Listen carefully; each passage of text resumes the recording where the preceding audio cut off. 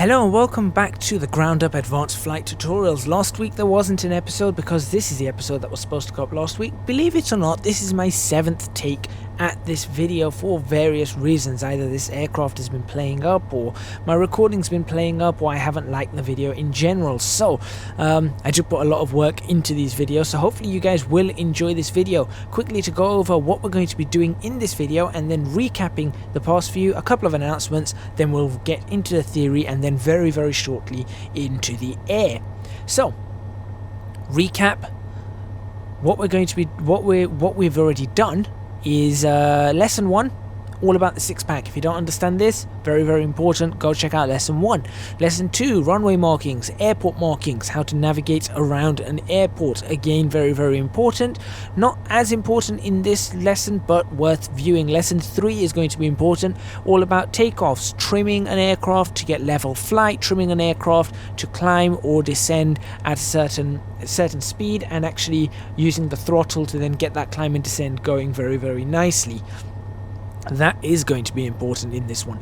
Lesson 4 is also going to be similarly important because we're going to be turning the aircraft. You can't get anywhere without turning, and lesson 4 teaches you all about turning an aircraft correctly banked turns, understanding different turns, understanding about how a turn affects the lift, so the effect of turning an aircraft and how that actually affects the lift of the aircraft with it dropping, and therefore the vertical speed going into the negative, and how to compensate and counter that. So that's going to be very important as well. Lesson number 5 was all about doing a circuit around the airport. We learned about the different legs, and most importantly we learned how to land an aircraft. So that, because we are going to be landing an aircraft today, that is very important. So looking at that, it looks like lesson 3, 4 and 5 are very important, and lesson number 6, this is going to be a continuation of lesson 6, where we learnt about the VOR and how to follow or intercept a radial for the VOR, and then to go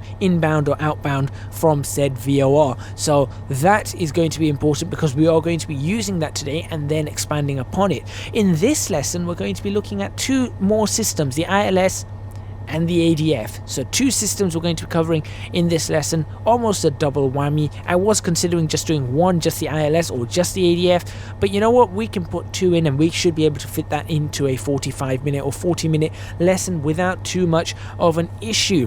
Before I continue, the announcement to make. If you are liking these videos, it's really important that you guys like the video by clicking that like button, subscribe and share, stuff like that. Leave comments in the comments box below. YouTube's algorithm really likes it. It allows me to be recognized a little bit more. And also, please do support me on Patreon. Link to that is in the description box below. Like I said, these videos take a very long time to prepare. They take hours of work to prepare and to get done and to render and to make sure everything's okay. So I would really appreciate support on Patreon if you are enjoying these videos and want more of these videos. I love making them, I really do, but they do take a lot out of you, and they do take a lot of energy out of me, as well as all the other videos that I create. So do please consider that, and any amount will give you access to my Discord server, so you know, you get a little bit back. You can join that community and you can chat with other people on the Patreon, as well as some honored guests, other YouTubers, and get to know what's going on this channel and what I'm doing and what I'm planning in advance, and to be able to give me feedback on that. As well as that, the $5 reward does also give you access to the Flight Sim Tutorials channel. That is a hidden channel on my Discord server, and in there, anything you want to ask about flight simulation or flying in general, aircraft and all that kind of stuff, you're more than welcome to ask me, and I'm more than happy to go through in a whole bunch of detail. Right, that's out the way. Let's start with our lesson. We're going to do a little bit of theory, and once we do the theory, we're then going to go get in the air as quickly as we can. Obviously we don't want to stay on the ground too long, and we're going to see how this works in practice. Let's take a quick look at the ILS, this over here. Now you may have noticed this thing over here in lesson 2. I said don't worry about it. Well, now we're going to look at it. That is the glide slope beacon. That is how, or that is one of the systems that make up the ILS, the Instrument Landing System. Thankfully, we don't need to know any frequencies of the glide slope beacon, because with it being paired to what's called a localizer, which you may notice has the red T's that are sort of at the back of a runway or on either side of a runway. You see these red T's that are sort of dug into the ground. That is the aerial for a localizer. That localizer beacon or that localizer frequency is the only one we need to worry about, and that is going to actually pair up with this glide slope and give us the entire instrument landing system. How do the localizer frequencies work? What are they, what are they in? I'm not going to explain how the instrument landing system works in terms of the two different lobes and the intercepts and all of that. What I am going to explain is how it goes in practice. If you want to know that, like I said, Patreon, I'm more than happy to explain on there. Or I'm sure you can search it online and there'll be lots of information where you can actually read it up. But if you want it in simple, as simple as a form as possible, then, it's all up to you. Anyway, back on here. So, what do we need to know? To fly this, what do we need to know? We need to know what the frequency is of an airport. So the ILS frequencies, very important to remember, only work or are only available between 108.1 and 111.95. 111.95 is the final one. 108.1 is the earliest one you can get. That is the same frequency range as these VORs. As you can see, of course, the VORs go all the way from 118.0, as you can see here. There you go, 118.0 all the way up to 117.95. So obviously there is a subset. It's sort of a subset that uses ILS. The subset that uses ILS, like I said, is not only the 108.1 to 111.95, but only starts with an odd decimal. Now, I don't mean the unit, so not the 0, as you can see, because you can only have 0 and 5, 0 and 5, 0 and 5, 0 and 5. You can actually have a 2.5 as well, or 7.5, but don't worry about that. It works like this. So we have 108.1 right there. That's odd. That number 1 is odd. That means that can be an ILS frequency. That can also be an ILS frequency. This cannot, because the first decimal, so the first number after the decimal point is even. That's not an ILS frequency. Similarly, that won't be. But this can be an ILS frequency. So can that.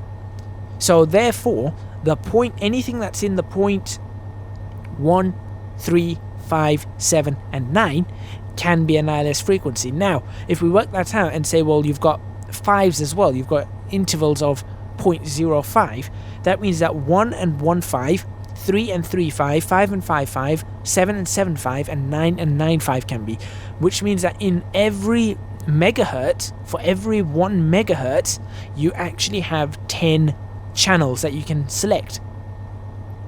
That means there's only 40 channels in total. Between 108 and 111.95, there are 40 channels in total that make up the ILS localizer system. There's more than 40 airports even in the UK that use this system, which means that these systems have limited range. You can't pick up an ILS from a very, very long distance away. It's not going to work. That's why we have VOR navigation. That's why we have NDB navigation with the ADF, because those are ones that you can pick up from a much larger distance. I mean, some of these you can pick up from 40 miles away. VORs, some of them you can pick up from 70, 80, 90 miles away, nautical miles that is.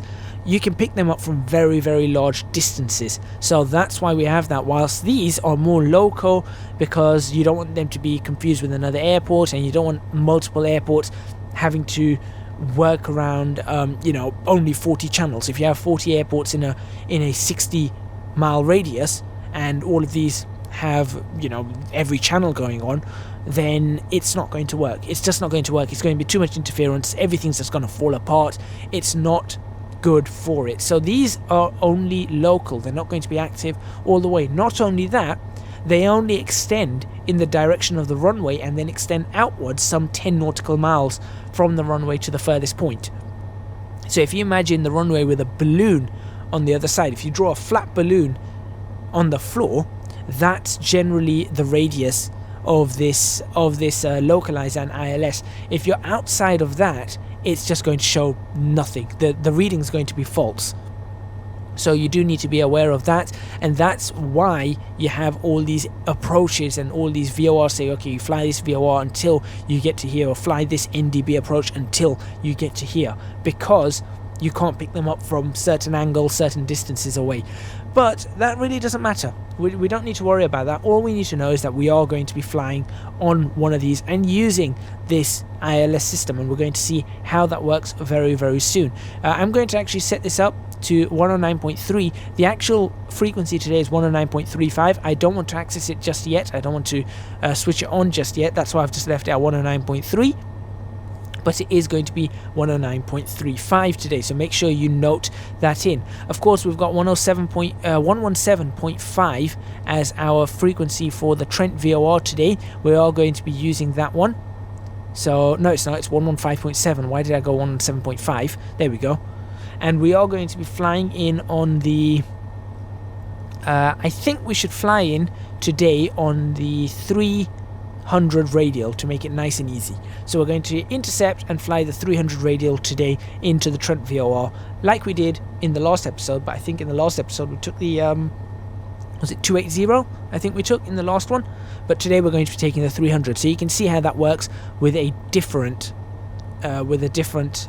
bearing, or a different radial that we're going to fly inbound. Next up, we need to talk about this ADF just a little bit. This is the oldest type of navigation ever around, radio navigation. I think it's been going since the 1930s. So it is very, very old, but it is also very useful.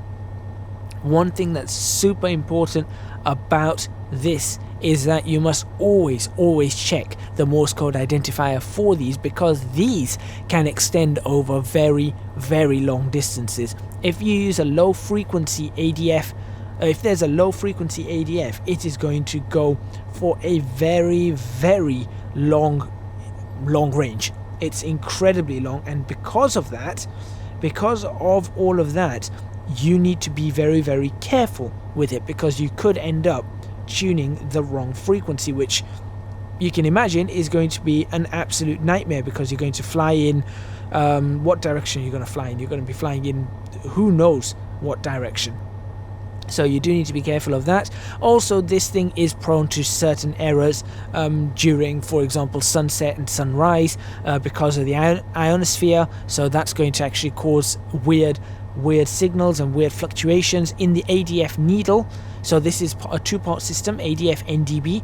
We'll talk a little bit about this once we're in the air.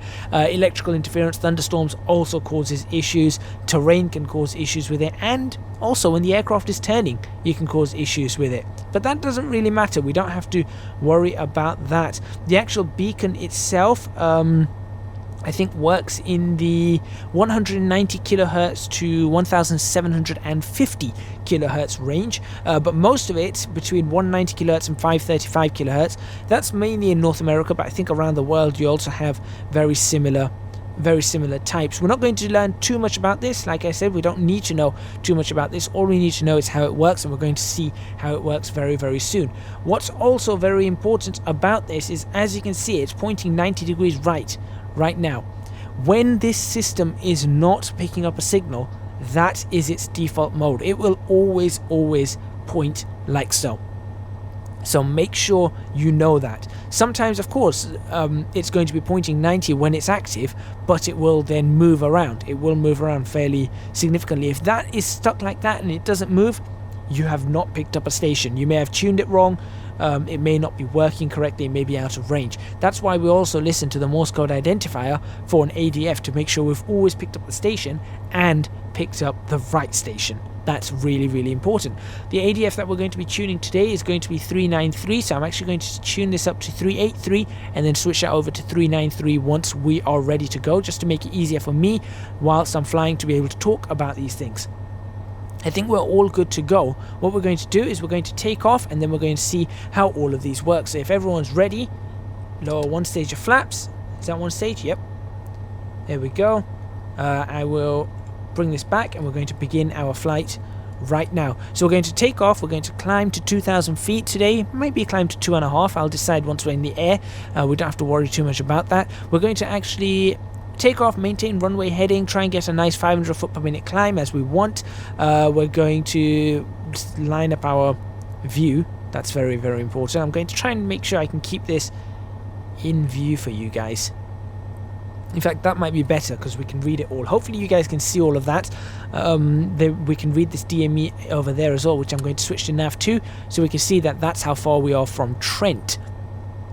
Right, absolutely perfect. Right, so yes, like I said, we're going to take off, we're going to maintain runway heading until we cross the motorway. We're going to turn to a heading of 360. We're going to turn left heading 360 until we intercept the 300 radial. Then we're going to track the 300 radial in towards Trent, and then once we get to, I'll say, let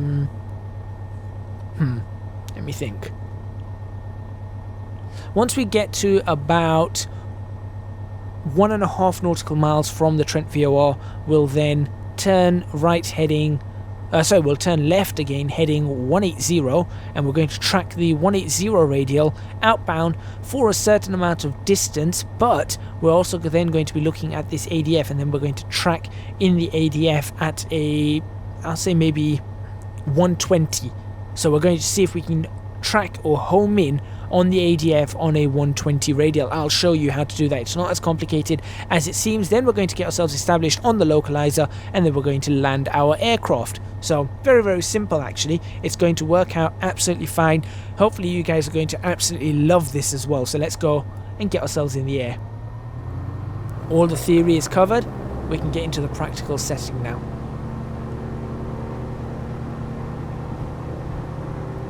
As you can see, my speed is alive. It's telling me how far away I am from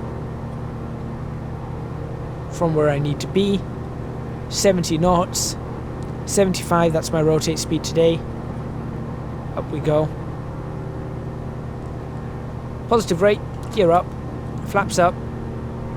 That's a pretty good takeoff, I'd say. This is going to be a little awkward for me to turn, I must admit. And then I'll trim this up for a 500 foot per minute climb.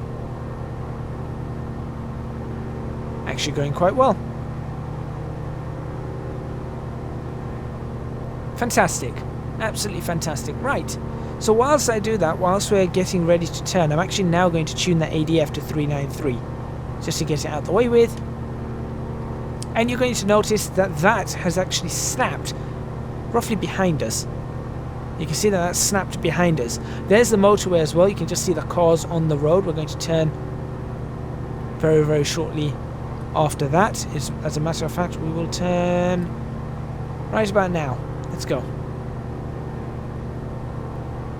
Hopefully this aircraft doesn't give me problems like it has in a previous attempt at recording this.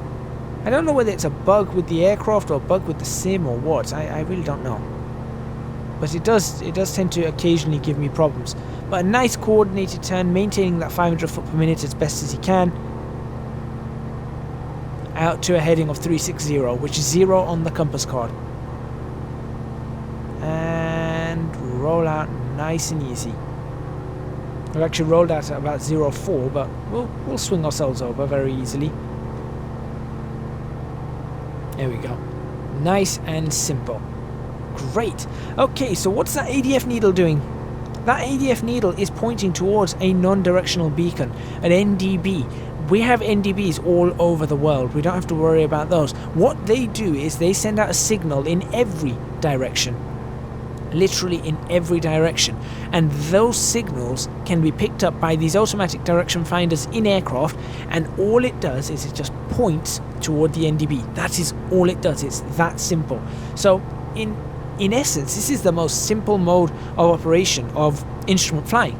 Apart from the errors that it can get, it literally just points towards it.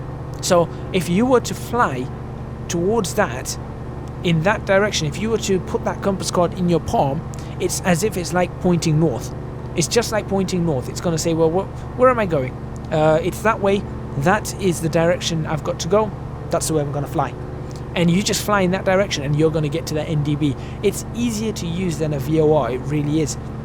Because a VOR has a course deviation indicator, it has this to and from. This doesn't, it's just an arrow telling you it's that way. Go that way.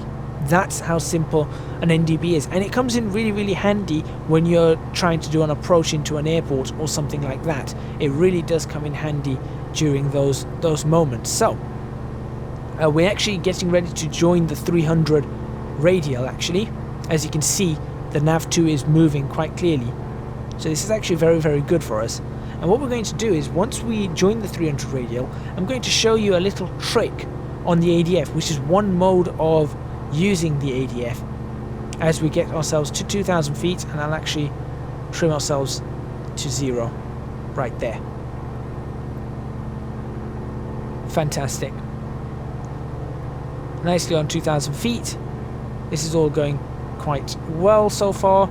The aircraft isn't fighting me, and I'm actually going to begin the turn to 300 right now.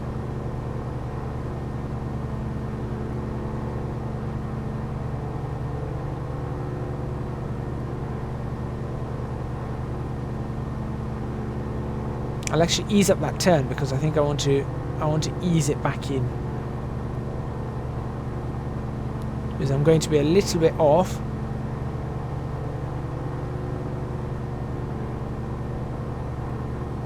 But we're very close to the 300 radial, so I'm fairly happy with that. I think we're probably on 301 or something. Let's have a look. We're actually on 304, 303. What I'm going to do is I'll just let ourselves... I think 303 will do us quite nicely. Like I said, it's not the VOR that we're trying to be accurate with today. It's actually the NDB and the ILS. So, what we've got over here, you can see that that's now pointing in a completely different direction. We're actually going to do a little bit of maths. So we're going to attempt to do a little bit of maths. We don't really... You don't have to do the maths if you don't want to, but this is two separate ways of learning. We've got 14 nautical miles, or about 8 minutes actually, 7 minutes, to actually do all our maths and learn about the ADF.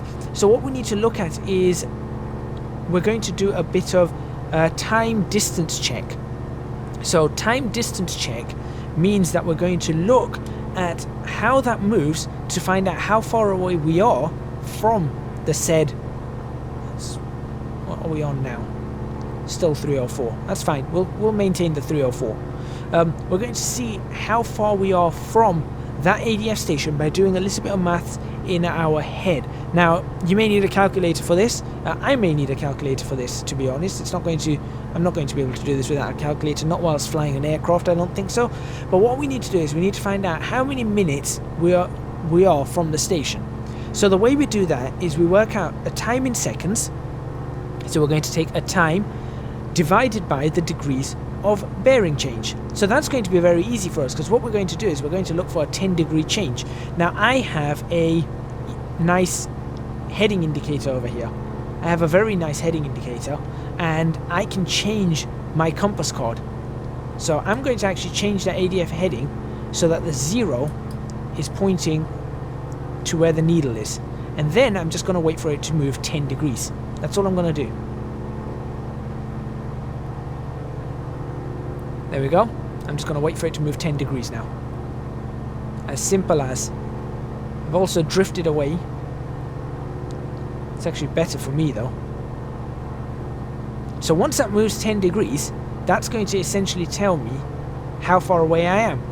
So I'm counting the seconds. In fact, let's do that. Let's do that here, so you guys can see. Yeah, there we go. We'll reset that. There we go.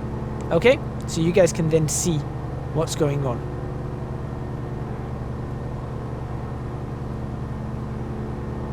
So I'm expecting that to move naturally whilst I get this aircraft sorted out. And there you go, it's clearly moving.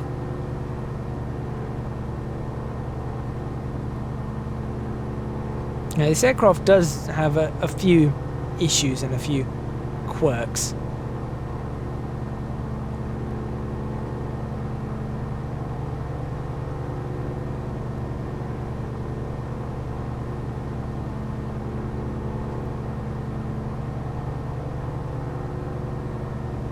So I'd say it's moved a few degrees right now. Not the 10 degrees we want it to. It's definitely moved a few degrees. and it's still moving. And we're already some 66 seconds up, 68 seconds.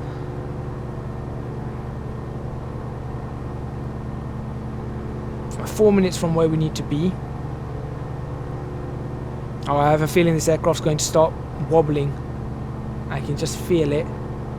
It's almost moved the 10 degrees that we need it to move. As a matter of fact, it has moved the 10 degrees we need to move. That's 90 seconds, we're going to say. So 90 seconds for 10 degrees means that we are 9 minutes from the station, because you do 90 divided by 10. So we're 9 minutes from the station. So that means that if we fly in that direction from where we are right now, we will get to the station in 9 minutes. How simple is that?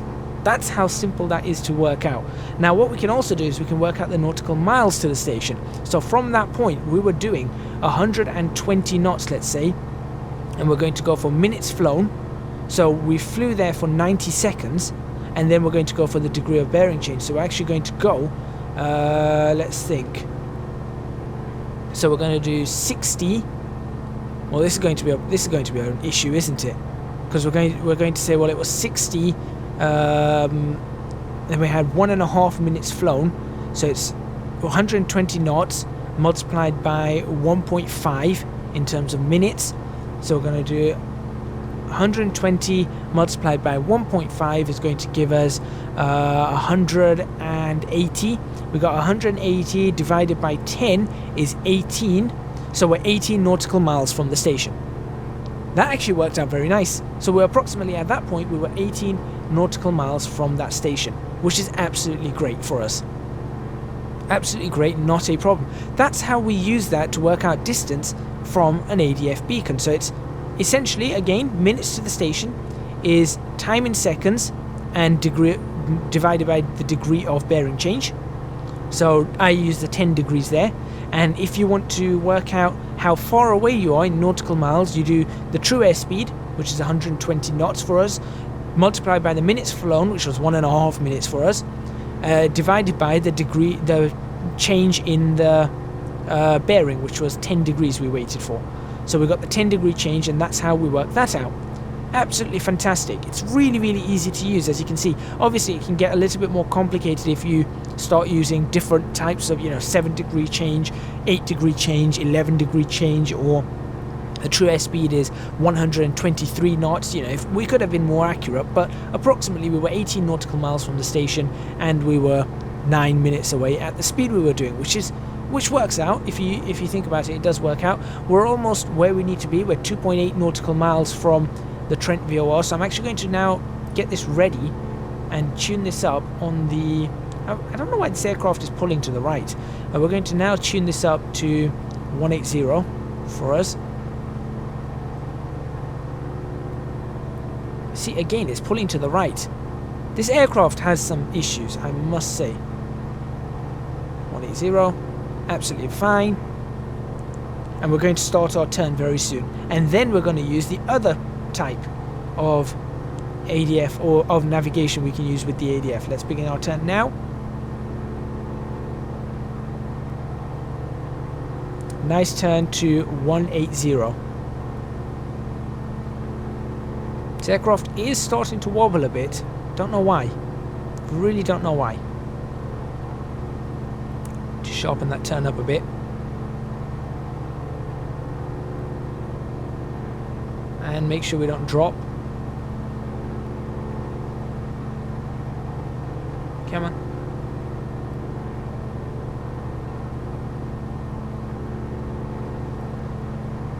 And we're actually going to pass the 180 radial just like that. That's how easy it was to pass it. So I'm actually going to increase this to almost 30 degrees of bank, to really bring that nose around. And I'll roll out now to just past 180 to bring ourselves back up on it. I did lose a little bit of height as I was doing that. We're going to gain that height back very, very soon. And you can see we're coming back up towards the 180 radial by flying in the 170 direction. So we've worked out how to use this to get to where we need to go, or worked out how we need to use it to work out how far we are from something. Now we're going to use it to actually track something. So for now, we're actually going to be flying the 180. So there we go, we're on the 180 radial. We're going to continue flying this 180 radial for now, at whatever speed we're flying at. Keep it trimmed up as we want. There we go. Now what we're going to do is we're going to look at this. Now we've got a compass card that can move. Yours may not have this, so I'm actually going to show you though, with the compass card that moves, how it actually works. So I'm actually going to turn this to 180. So that orange marker is now going to be at 180, like so. There we go. That's now at 180. So that's the direction that we are flying. What we want to do is we're going to wait for this aircraft. I don't know why this aircraft keeps dropping. Its trim is not happy today. We're going to wait until that reaches 120. That needle, we want it to reach 120. And then we're going to turn to fly that. That is actually intercepting a bearing. We're actually waiting to intercept a bearing right here. Now, the other way we could do this, we could say, well, what's the deflection? What's the difference? Well, we're flying 180. The difference is 120 to 180, which is 60. We could actually double that and go 120 and then turn the aircraft to fly. So if it was 120, we could turn the aircraft to fly in whichever direction we wanted. So the idea is you turn to face 120, you find out what direction this is facing, and then you essentially do a double angle intercept. We're not going to be doing that today. I'll show you that in another episode. In this one, we're just going to do a very simple intercept over here. So all we're going to do is wait for this to get towards 120 and then turn in on that radial. And then what's going to happen is this arrow, like I said, because it only points towards the station, this arrow is going to essentially line up with that orange marker. And that's what it's going to do. And at that point, we can either change our compass card to actually be 120 if we wanted to, or we can leave it as it is. We're just going to leave it as it is because we don't really need to do anything with it. It's not going to be important for us to use that in any which way anymore. We're just going to leave it as whatever it needs to be. So all we're doing is waiting for that to get to 120. That's all. At the same time, we're going to tune in 109.35 now, and you're going to see the ILS come alive. So you can see now what that's showing us is that the glide slope is above us and the localizer is, well, in this case, somewhere in front of us. But once we start turning in, you're going to notice that that's going to start moving, and it's very, very natural actually. It's a very natural thing to use. So that's showing us that we're too low for the glide and we are too far, essentially we're too far to the left. So that's saying that the localizer is to our right. Again, very, very important, we don't need to worry about the compass card because this is a localizer. It's not using that compass card. We're not using it for VOR navigation. Right, we're coming up to 120 just about now. We're flying 180. We're actually going to be on the 120 any second now. And there it is. So we're now going to turn to 120. So we're taking the 120 radial in to the NDB. That's a non-directional beacon, which we tuned, again, 393. And all we're doing now is we're just going to track that in by making sure that this is at, the ADF needle is at, there we go, it's moved too far, we've gone too far, that was my own fault. I'm trying to lower this aircraft as well a bit. Really trying to lower this aircraft. We're just going to track it in as we want it to. And we're actually going to slow this aircraft down now. So all we've got to do now is we're just going to follow that needle in to match it up with the orange marker. That's as simple as it is. And we're going to follow that needle in until we are established on the localizer. What does established on the localizer mean? It means we're going to, when I mean establish ourselves, it means that we're going to make sure that that localizer needle is moving and we are lined up with it. So we're going to fly this heading towards the NDB until we are established. Now what's important about this is an approach NDB, which means that it is lined up with the localizer. That's the important part. It is lined up with the localizer. I'm actually going to slow us down a little bit more now. So with it being lined up with the localizer, that means that as we cross that NDB, that localizer is going to become alive, and you're going to see it moving, and it's going to tell us that we're no longer too far to the left, and we're going to actually be lining up as we want. So it's very, very easy to use these. In fact, let's switch that to nav 1 now, and you can see that we're 9 miles away from the airport. And we're just going to fly over that power station, that cooling tower. We know about this cooling tower, we've used it before. And we're just going to continue to track that NDB. That's all we're going to do. We're just going to continue tracking the NDB. As a matter of fact, you can see the airport now, as we've slowed down very nicely to 100, just below 110 knots, which is really good. That's what I wanted. And so we're going to fly over this NDB. So what's going to happen is, as we fly over the NDB, two things are going to happen. One, this is just going to swing around all the way as we get closer to it. As a matter of fact, I think that may be the NDB right there. Yeah, I think that is. If I'm just moving around a little, that looks like the NDB. And two, this localizer, this needle is going to start moving towards the middle. What we want is we want that towards the middle, and then we want the glide slope to be horizontal. So that's going to tell us that we're bang on target. If that goes below, that means we're too high. The glide slope is below us. If that goes too high, as it is right now, it means the glide slope is above us and we are too low. So that's why we've got red on the puppy indicators. Makes sense, right? Makes complete sense. Yeah, that is the NDB actually. So that little bit of tarmac that I saw, that's actually the NDB. You can actually see we're coming up on the glide slope now. So I'm actually going to start reducing power and bringing ourselves down. And you're going to see the localizer come alive any second now. So we're beginning a descent now. As we fly literally right over that NDB. And you're going to see that needle on the ADF indicator is going to move all the way around. Any second now.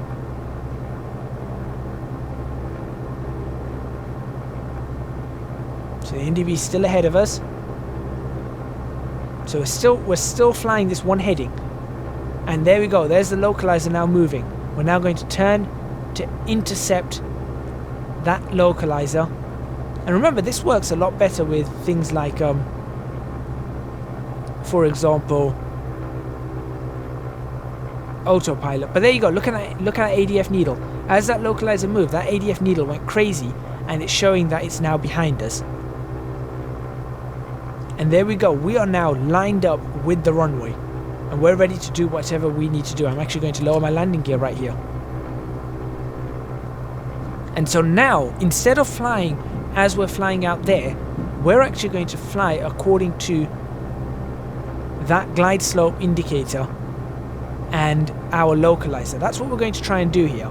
Our target is not to be looking at those puppy lights, not just yet. This is good practice. We're going to use that ILS system. So you can see it showing me too low. And it's a lot more precise than the puppy indicator. See, the puppy indicators right now show that I'm fine, but I'm not really fine because I am still too low. In real life, those puppy indicators would be sort of pinkish, showing me a little bit more precision than this shows. But there we go, look at that. We're actually almost bang on the glide right now. Doing a good 95 knots. Everything is going quite well. In fact, we're almost lined up on the localizer perfectly as well, and now we can do just minor adjustments to bring this aircraft in as we want. And that's how easy it is. Look how simple and how smooth that approach is now. You can see we're slightly too far to the right, so we can just move a little bit to the left. I'll reduce speed a little bit more now. I saw that happening, so I just caught that again. On the glide, we're gonna be too low any second now.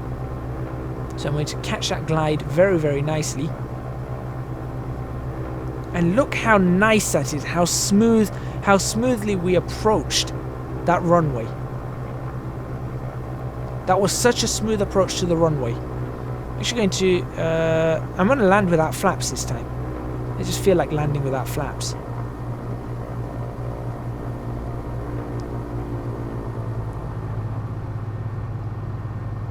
And look at that, we're almost on the center line as well.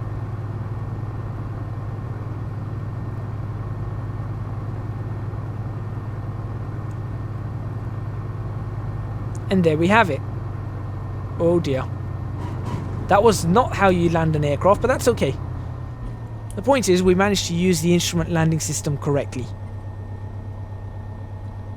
And that's that. That's how simple it is. ADF navigation, instrument landing, ILS systems, instrument landing systems. So it's not really ILS system, is it? It's the ILS or the instrument landing system. That would make more sense. That's how easy it is to use that. We used the frequency, we tuned it in, we followed that, we used an ADF, we managed to tune in the correct frequency. And as you can see, look at that ADF now. It's showing all the way to the right. It's not picked it up anymore. We're too low for it to pick up the NDB receiver, and there's probably terrain in the way, so it's not alive. So that shows us that we haven't got it working. But there we go, that's how simple it is. Hopefully you guys really enjoyed that. Thank you very much for watching. Please remember to hit the like button if you like this video, subscribe to the channel for more videos on the ground up advanced flight tutorials.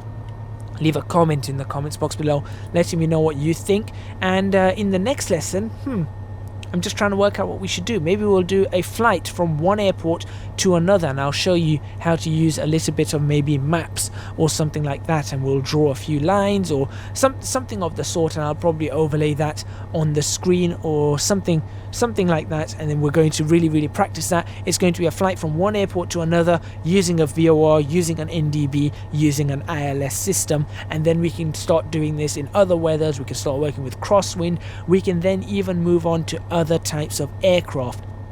So we'll start looking at GPS systems, we'll start looking at autopilot systems, and we'll start doing all that fancy stuff. Thank you very much for watching, and again, don't forget to check out my Patreon scheme. Link to that is in the description box below. I would massively appreciate your support, and I will see you guys next time in the ground up advanced flight tutorials.